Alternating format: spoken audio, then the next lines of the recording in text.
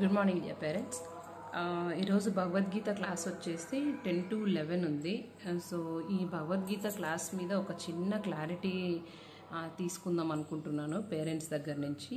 ఏంటి అని అంటేనా, మీరు ఒకవేళ పిల్లలకి భగవద్గీత నేర్పించాలి అని నిజంగా హార్ట్ఫుల్గా ఏదో టీచర్ రమ్మనింది కదా, పంపించాలి కదా అని పిల్లల్ని కాకోకుండా నిజంగా పిల్లలకి ఒక భగవద్గీత, ఎందుకంటే ఈ వీక్ నుంచి మనకి రెండవ అధ్యాయం స్టార్ట్ అవుతుంది అనమాట. మొదటి అధ్యాయం అయితే కృష్ణుని అనుగ్రహంతో కంప్లీట్ చేసుకోగలిగాము. ఇది నాకు స్టార్టింగ్లో కూడా, అంటే ఇన్స్టిట్యూట్ స్టార్ట్ చేసినప్పుడు కూడా నాకు ఇదే ప్రాబ్లం అరైజ్ అయిందనమాట. అంటే ఏంటి అని అంటేనే చెప్తాను. ఒక శ్లోక చెప్పడము, అది మళ్ళీ అంతకుముందు అటెండ్ అయిన పిల్లలు దాన్ని రాకపోవడము, మళ్ళీ వాళ్ళ కోసం ఆ శ్లోకాన్ని రిపీట్ చేయడము. సో ఇలాగా చాలా ఒక 3 శ్లోకాస్ని ఒక 1 month కంటే ఎక్కువగానే దాన్ని చెప్పడము ఇలాగా జరిగిందనమాట. సో అందుకనే చాలా టైం టేకింగ్ అయింది. సో ఇలాంటి ఇష్యూస్ ఈ సెకండ్ అధ్యాయం నుంచి రాకూడదు అనే ఉద్దేశం మీద నేనేమంటున్నాను అంటేనా, ఇక్కడ మరీ చిన్న పిల్లలకి చాలా కష్టం అయిపోతుంది ప్రొనౌన్సియేషన్. నా అనుభవం కొద్ది చెప్తున్నాను. ఏదో ఇంకా పిల్లలు వచ్చి అలాగా ప్రొనౌన్సియేషన్ గట్టిగా అరుస్తున్నారు, కానీ క్లారిటీగా వాళ్ళు వర్డ్స్ని పలకలేకపోతున్నారు. సో నేను కొన్ని వీక్స్ బ్యాక్ ఏం చెప్పాను అంటేనా, పేరెంట్స్ కూడా అటెండ్ అవ్వండి అని చెప్పేసి అన్నాను. అంటే ఈజీ అవుతుంది పిల్లలకి. ఒక్కసారి ఏమంటారు, ఆ శ్లోక రాసి ఇస్తేనా మళ్ళీ పిల్లలు పేరెంట్స్ ఇంట్లో దాన్ని ప్రాక్టీస్ చేపిస్తే ఈజీ అవుతుంది. ఎందుకంటే మనకున్నది ఒకటే, వీక్లీ వన్స్ 1 క్లాస్ మాత్రమే ఉంటుంది. సో దానివల్ల పిల్లలు మళ్ళీ నెక్స్ట్ వీక్కి మర్చిపోతున్నారు. అలా కాకుండా రోజు చెప్పడం జరిగితే బాగుంటుంది అని చెప్పేసి చెప్పాము. కానీ ఇక్కడ ఏమవుతుంది అని అంటేనా, నాకు అక్కడి నుంచి ఎటువంటి గుడ్ రెస్పాన్స్ అనేది రాలేదు. సో దానివల్ల ఏంటి అని అంటేనా, ఉన్న పిల్లలతోనే అలాగే కంటిన్యూ చేసేసాను, చాప్టర్ కంప్లీట్ చేయాలి అనే ఉద్దేశం మీద. బట్ అయితే నేను అలాగా ఈ సెకండ్ చాప్టర్ నుంచి చేయాలనుకోవట్లేదు. ఎవరికైతే తెలుగు రీడింగ్ ప్రొనౌన్సియేషన్ కరెక్ట్గా వస్తుందో ఆ పిల్లలు కన్సిస్టెన్సీగా, అంటే ఇదొక ట్యూషన్ అనేది ఎలాగ కన్సిస్టెన్సీగా రెగ్యులర్గా వస్తున్నారో పిల్లలు, భగవద్గీత క్లాస్ అనేది కూడా అలాగే కన్సిస్టెన్సీగా ఒక్కసారి నేమ్ ఎంటర్ అయింది అని అంటేనే రావాలి ఖచ్చితంగా.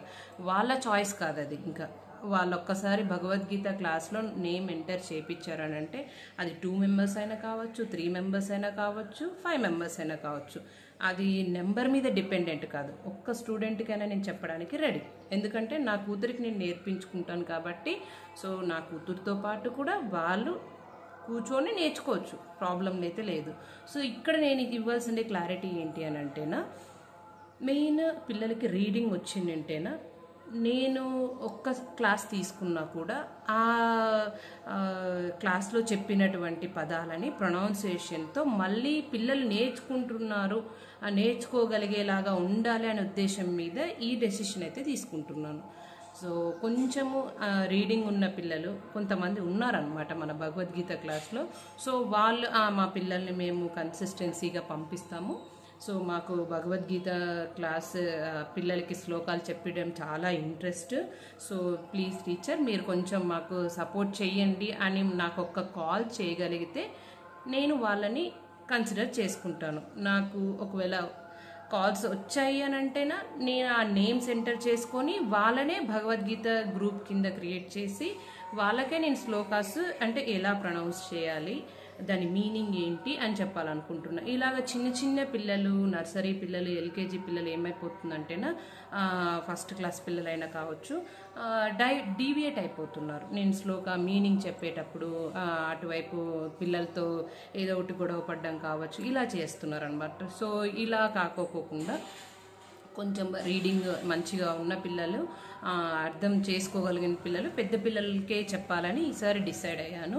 సో ప్లీజ్ దీనికి నాకు సపోర్ట్ చేస్తారని మనస్ఫూర్తిగా ఆశిస్తున్నాను. సో ఈ విషయం మీతో షేర్ చేయాలనుకున్నాను. ఒక్కసారి నాకు 9 లోపల నేమ్స్ ఒక్కసారి ఇవ్వండి. క్లాస్ అయితే బృందాకి జరుగుతుంది 10 to 11. భగవద్గీత క్లాస్ అయితే ఇంట్లో బృందాకి జరుగుతుంటుంది. నాకు ఒకవేళ కాల్స్ వచ్చాయని అంటే ఆ పిల్లల్ని కూడా నేను ఈరోజు అలౌ చేస్తాను. సో ఈ విషయమే చెప్పాలనుకున్నాను. Thank you so much. Om మరణాచలం.